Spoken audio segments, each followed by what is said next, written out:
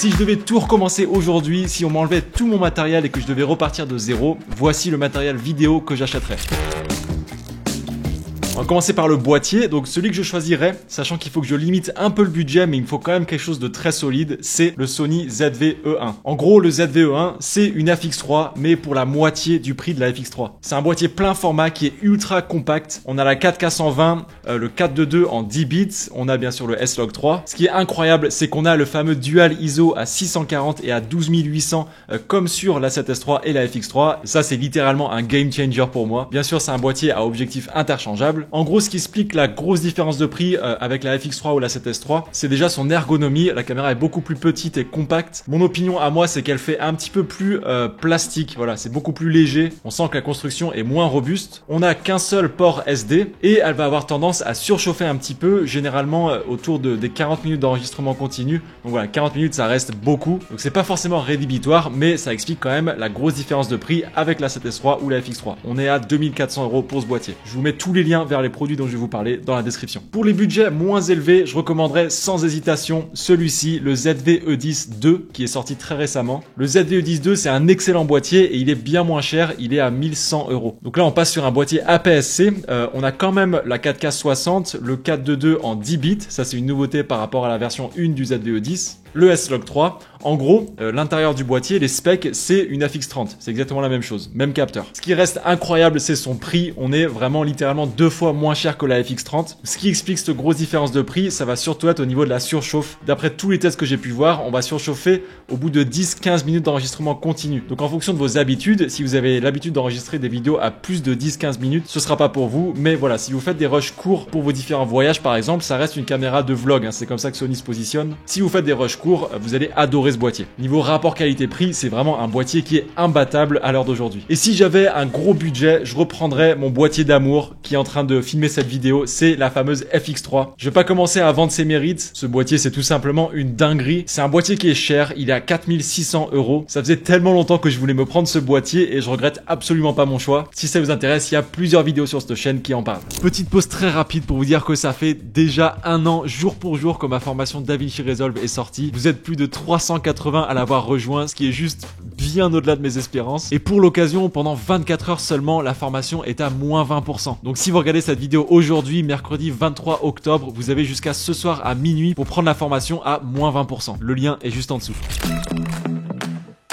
Ok, on passe aux objectifs. S'il y a un truc dans lequel je vous recommande d'investir, c'est bien les objectifs. Autant les boîtiers, ça peut évoluer assez rapidement, surtout à l'heure d'aujourd'hui, il y a plein de nouveautés. Autant les objectifs, j'ai tendance à vraiment les garder longtemps. Si je devais tout recommencer aujourd'hui, j'achèterais 2 objectifs. Je me reprendrais le 16-35 f4G de chez Sony. Alors pourquoi le f4 et pas le f2.8? Tout simplement parce que le f2.8 est à 2700 € et le f4 est 2 fois moins cher, il est à 1300 €. C'est une énorme différence de prix. Personnellement, ça fait près de 2 ans que j'utilise cet objectif, j'en suis hyper content. Le 16 mm, c'est une focale que j'utilise beaucoup, notamment pour me filmer en face caméra, pour mettre en avant des espaces intérieurs. On a vraiment un grand angle sans déformer les côtés. Et on peut aller jusqu'à 35 mm, c'est une focale qui est très prisée par les vidéastes. Et surtout, c'est un objectif qui est petit, compact, ultra léger et très facile à mettre dans le sac photo. Et si je devais prendre un seul objectif avec moi sur un voyage ou sur un tournage, ce serait le 24-70 f2.8 G Master 2. C'est celui qui est en train de me filmer actuellement. C'est l'objectif qui est honnêtement 90% du temps sur mon boîtier. Là pour le coup c'est un objectif qui est plus cher, il est à 2400 €. Je l'ai acheté à sa sortie, ça doit être il y a plus ou moins 2 ans maintenant et je sais que je vais le garder pour les années qui viennent.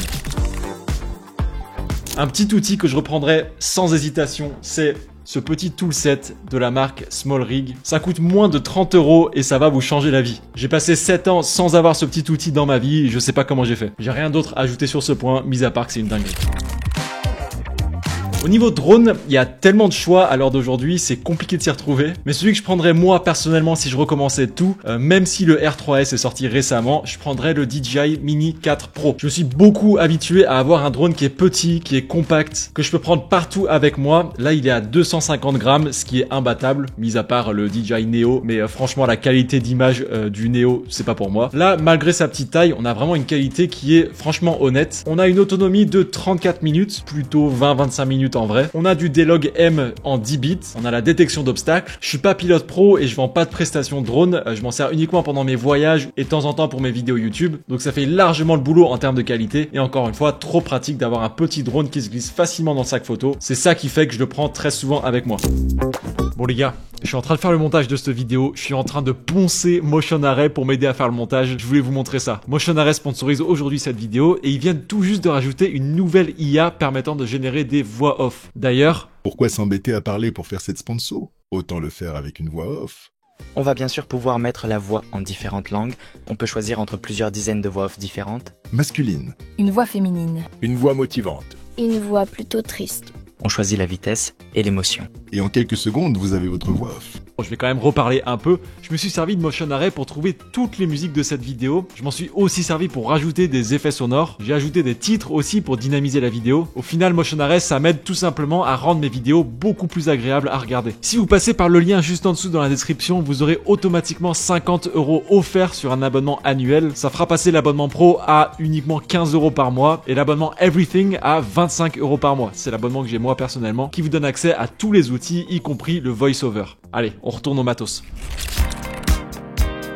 Caméra d'action. Il vous faut une caméra d'action dans votre setup. J'aime trop pouvoir faire des images avec des angles créatifs, mettre la caméra dans des angles improbables pour surprendre mon audience. Souvent, c'est assez compliqué à faire avec un gros boîtier. L'action cam que j'utilise moi personnellement, c'est la DJI Osmo Action 5 Pro. Si je devais tout recommencer aujourd'hui, je reprendrais cette caméra. Déjà parce que DJI sont en très forte progression sur le marché des caméras d'action. L'attache aimantée qui permet de pouvoir passer d'horizontale à verticale en 2 secondes. C'est une dinguerie. On a une qualité d'image et une stabilisation monstrueuse, mais ça c'est le cas pour beaucoup de caméras d'action aujourd'hui en 2024. On a le D-Log M pour venir travailler l'étalonnage. 2 gros écrans à l'avant et à l'arrière de la caméra qui sont vraiment agréables à utiliser, surtout pour naviguer dans les menus. Donc personnellement, c'est cette caméra que je choisirais. Au niveau lumière, très important la lumière. La lumière que j'utilise tout le temps en ce moment, c'est la Nanlite Pavo Slim 120C. Il est vraiment pratique déjà parce qu'il prend pas de place. Il a une softbox intégrée pour diffuser la lumière. Là, j'ai mis le nid d'abeille avec pour venir orienter un petit peu la lumière pour éviter que ça vienne taper contre les différents murs. On peut forcément changer la température et surtout, on va pouvoir changer la couleur complètement. Donc, on va pouvoir passer sur plein de différentes couleurs pour venir changer l'ambiance d'une scène. Donc, c'est sûr que ça, ce serait la première lumière que je rachèterais. J'utilise beaucoup aussi la Forza 300B2 de chez Nanlite. Donc, j'ai mis cette lumière juste ici. C'est la Keylight sur ce setup. J'utilise généralement avec une grosse softbox. Là, j'ai une softbox de 90, il me semble, pour bien diffuser la lumière. Honnêtement, je fais pas partie de la team qui achète des lumières à 60 € sur Amazon. En tout cas, je fais plus partie de cette team parce que je l'ai longtemps fait et j'ai eu trop de mauvaises surprises sur mes différents tournages avec des lumières qui fonctionnaient plus ou qui me lâchent en plein tournage. Donc ça, c'est vraiment plus possible. Je préfère investir dans du bon matériel qui va pas me lâcher en tournage. Et encore une fois, les lumières, c'est des choses qui se gardent sur le très long terme. Ce micro, les gars, c'est sûr que je l'aurais acheté à nouveau. C'est le Sony ECM B1M. Il est petit, léger, ultra sensible. Pas besoin de venir le connecter à votre boîtier avec un câble jack. Ça se connecte directement avec la prise flash. On va pouvoir gérer la sensibilité au son, appliquer des filtres, etc. avec pas mal de petits boutons derrière. Bref, je vais pas m'attarder sur ce micro. En tout cas, sachez que j'ai eu beaucoup de micros par le passé et celui-là, il met la misère à tous les micros que j'ai eu. J'utilise aussi beaucoup les DJI mic, surtout quand je fais des interviews. Je m'en sers aussi pas mal pour mes vidéos YouTube d'ailleurs. Par exemple, pour la vidéo BTS qu'on a publiée récemment, on avait plusieurs DJI mic pour pouvoir avoir un bon son, même si la caméra était loin. Vraiment pratique d'avoir ces micros. Personnellement, j'utilise la version 1 des DJI mic qui fait largement le boulot.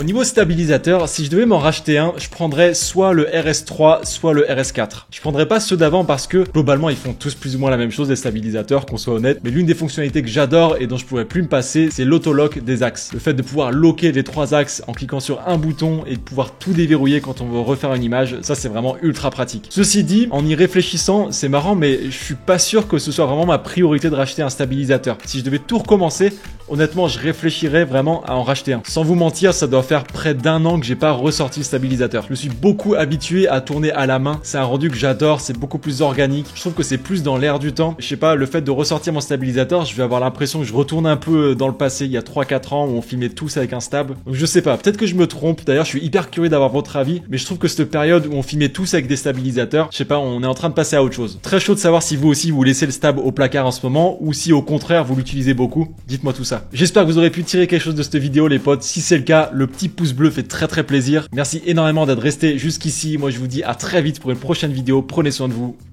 Ciao ciao.